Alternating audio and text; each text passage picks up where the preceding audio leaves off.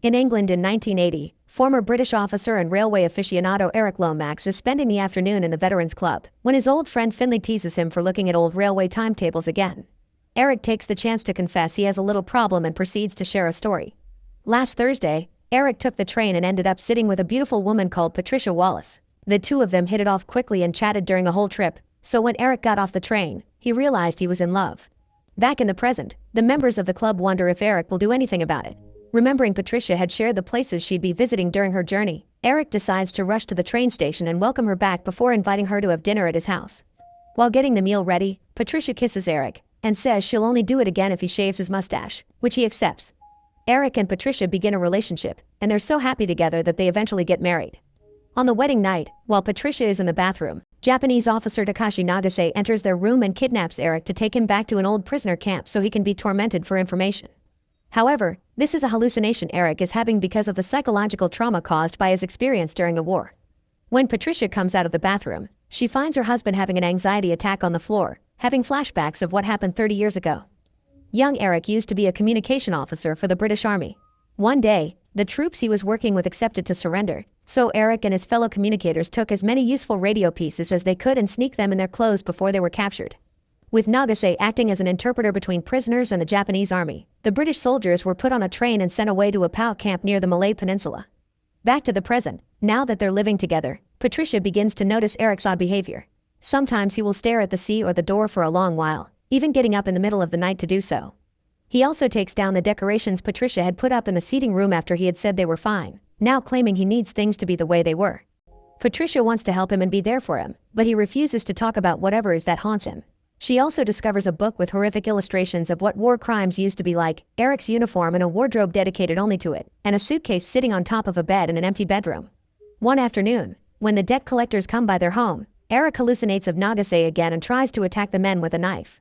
He's stopped just in time, but as he realizes what he's done, Eric runs away from the house, still refusing to talk about it when his wife reminds him they can't live like this. Desperate to help, Patricia decides to follow him in the car, and that's how she finds out about the Veterans Club. After the meeting is over, she asks Finley for Eric's story, explaining she used to be a nurse so she's already seen lots of suffering. Finley doesn't think anyone can understand what they've gone through and refuses to share a story that isn't his, but when Patricia points out that Eric isn't coping and how badly he needs help to stop his suffering, Finley gives in and accepts to tell her what happened to them after they were captured. The ride to the POW camp had been hell, and they weren't even given water during the journey. Once they arrived, they discovered a huge amount of prisoners being slaved into forced labor and beaten if they dared to disobey. Most of the new arrivals were also sent to dig, but Eric and his fellow communicators were called lucky for being engineers, so their job would be working on fixing equipment. Later that night, the group discussed the possibility of escaping, but they didn't have any idea of where they even were and if they could survive in the wild. Fortunately, Eric did know. Thanks to being a railway aficionado, he knew all the local train tracks pretty well, and he drew a map. Since they were on that train for 4 days going north, it meant they'd gone from Singapore to Bangkok. But then they turned west, where there didn't used to be a railway before the war. It seemed the Japanese were making them work on the Thai-Burma Railway, an idea the British had abandoned because building such a thing would require an entire army of slaves. The communications team agreed to start simple and build a radio.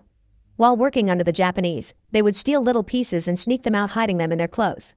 The final piece they needed was a capacitor, which had been grabbed at their old camp by a soldier that was now working up in the line. It was impossible to talk to him without the guards noticing. So while supposedly fixing one of the machines, the engineers actually made it worse in order to create some noise and smoke. With the guards distracted, Eric could approach their friend and get the final piece they needed. By pretending to be interested in the local landscape, Eric also got to learn the name of the river, which he added to his map before hiding it in a pipe. The opportunity to build the radio came when the engineers got to work on a truck. By hiding in the trunk, they connected their makeshift radio to the vehicle's battery and got it to function. Sadly, it was only a receiver and they couldn't make a call for help, but they did get to hear some good news. The Russians had retaken Stalingrad, the US Air Force had joined in, and Hitler was on the run. Whispering in each other's ears, they passed on the news around camp to keep up the hope of being rescued soon. One morning, Eric noticed the Japanese looking around and gathering workers, so he tried to retrieve his map and was found red-handed. The soldiers gathered the engineers and revealed they had found the radio, so they started to beat up one of Eric's friends, intending to make him confess. That's how Eric decided to do what Finley calls the bravest thing he's ever seen, surrendering himself and taking the blame for the whole team. Eric received a beating as well, getting both his arms broken during the process, then got to stay with his friends while he recovered. After around a week, A member of the secret police together with Nagase acting as interpreter took Eric away, making him run behind them while they drove a bike. They didn't see him again until 2 weeks later, when Eric was brought back in a dismal state, but he never shared with the others what had been done to him. Now that she knows the story, Patricia tries to be there for Eric and comfort him when he's feeling down, but even turning on the radio to dance triggers him to get out of the house. Later, she goes to Finley to ask for his help, but he admits there's nothing he can do more other than the meetings, which are already taking a toll on him anyway. However, he does reveal he has found a very dangerous thing that he's hesitant to share. It's a newspaper clip that talks about Nagase's current job as a tourist guide in the very camp they were prisoners at, which has been transformed into a museum. As he also takes out a knife, Finley confesses he isn't sure if they should show it to Eric, but Patricia swears that whatever Eric decides to do, she'll be there to support him.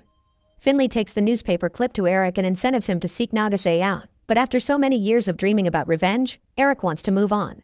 He isn't a soldier anymore, he wants to be a husband, but Finley doesn't think he is being a good husband to Patricia by not working on his issues. At least one person in their group should find peace and not live in shame, so Finley wants Eric to do this for him. However, he goes too far by asking Eric what happened to him those 2 weeks that he was away, so Eric decides it's time for Finley to leave. The couple takes Finley to the station, and before boarding, he promises Patricia he'll send a message Eric can't ignore.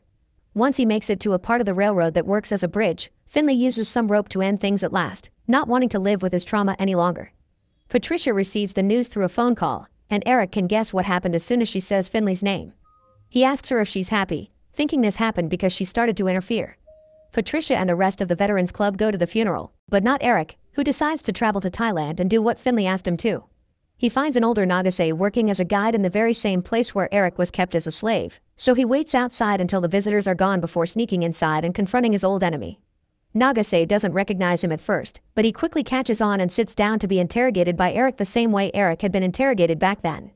When Eric was taken away for those 2 weeks, Nagase explained that his friends confessed they built the radio together, but Eric had been the ringleader and also drawn a map of the railway. They wanted to know who Eric had been passing the information to, so Eric tried to tell them he only drew the map because he liked trains and the radio was only a receiver that had no way to transmit messages, but they didn't believe him, so he was kept in a small cage outside with other prisoners. Every now and then, they would take him to interrogate him, but since he wouldn't change his answers, they began using harder methods to get him to confess, like extreme beatings and starvation.